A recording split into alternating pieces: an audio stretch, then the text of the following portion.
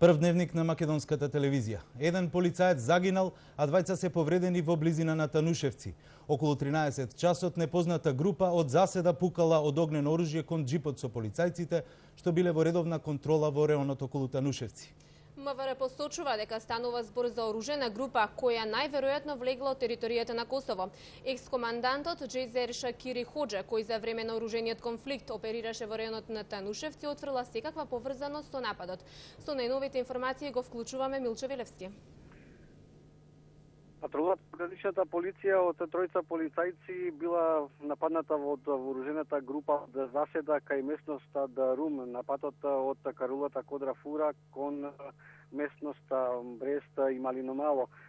Според полициски извори, при вооружениот напад полицајците изгубиле контрола над теренското возило, при што се превртело во провалија и од тука едниот полицаец го загубил животот, кој се стекнал со тешки телесни повреди и починал на пат кон ургентниот центар.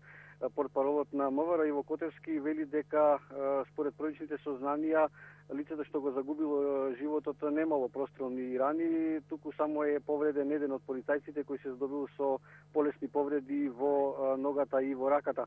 За сега нема сознанија за каква група станува збор, бидејќи веднаш полицијата интервенирала на местото на настанот, но групата не била забележена таму и ту пак може да се потврди дали тие лица се влезени од Косово, иако за тоа има одредени индици. Се врши увид на местото на настанот и дополнителни информации се очекуваат во наредниот период. Инаку полицијата не потврдува дали евентуално имало можност од логистичка подршка од местното население. Иво Котевски вели дека вооружената група пукала од автоматско оружје.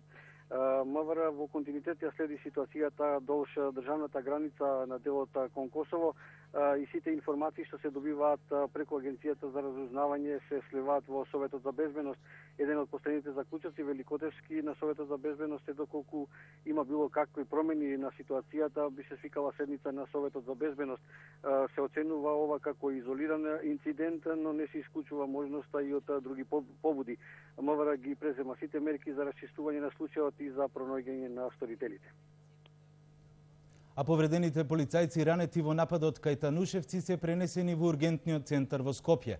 За состојбата на ранетите известува Анита Петровска. Токму така, некаде пред 15 часот, 3 итни случаи, тројца полицајци повредени во Танушевци се донесени во ургентниот центар.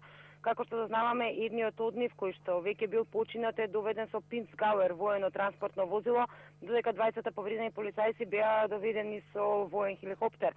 Информациите од лекарите овде велат дека едниот од нив е во животна опасност, значи се бори за својот живот, нема повреди од огнестрелно оружје, туку од повреди што се здобил при превртувањето на нивното возило, додека вториот повреден има прострелни рани, се уште се вршат испитувања врз неговата здравствена состојба, не се знае, се уште се вели дека не е во животна опасност, меѓутоа се уште траат испитувањата.